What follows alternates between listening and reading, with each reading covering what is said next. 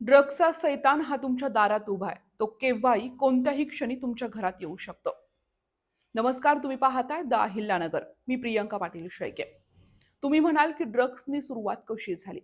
कारण शहरात आता ड्रग्स सापडण्याच्या अनेक घटना सातत्यानं सापडत आहेत आणि त्यामुळे ड्रग्स हा चिंतेचा विषय ठरतोय. कारण या शहरामध्ये महाविद्यालय असतील, कॉलेजेस असतील, स्कूल असतील आणि नोकरी कामासाठी येणारी माणसं असतील, याचं प्रमाण खूप जास्त आहे. त्यामुळे या तरुणांना व्यसनाधीनतेमध्ये अडकवण्याचे प्रयत्न नेमके कोणाकडनं केले जात आहेत?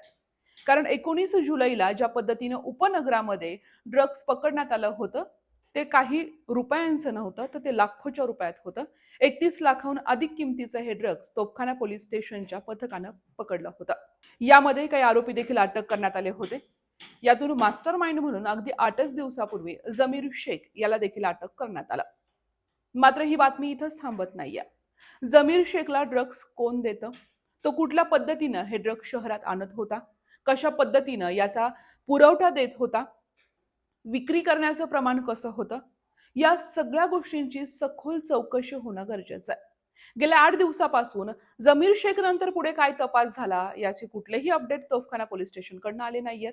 या सगळ्यामध्ये ज्या पद्धतीने आरोपींची नावं पाहिली, तर ही टोळी नेमकी कोणाची आहे, यांची पार्श्वभूमी काय आहे, या सगळ्या गोष्टींचा अभ्यास होणं गरजेचं आहे. यातली नावं कोणती आहेत तेही पाहणं फार गरजेचं आहे. कारण अहिल्यानगर शहरामध्ये सध्याचं वातावरण पाहिलं तर ते कट्टर हिंदुत्ववादी वातावरण आहे.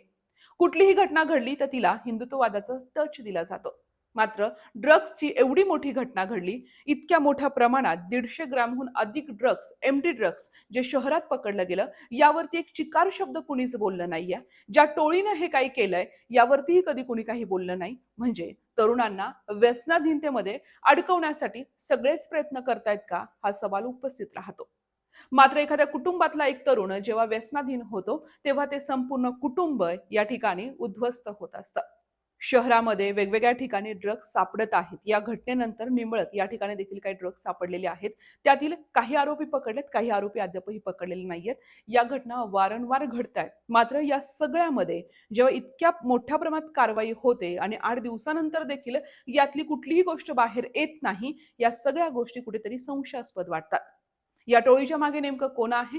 ड्रग्स प्रकरणामध्ये सातत्यानं फक्त पुरवठादार पकडले जातात, छोटे-छोटे विक्रेते पकडले जातात. मात्र मेन सप्लायर कोण आहे? त्याला कोणाचं वरदहस्त आहे? कशा पद्धतीनं शहरामध्ये हे ड्रग्स येतात? या सगळ्या गोष्टींचा उलगडा होणं फार महत्वाचं आहे.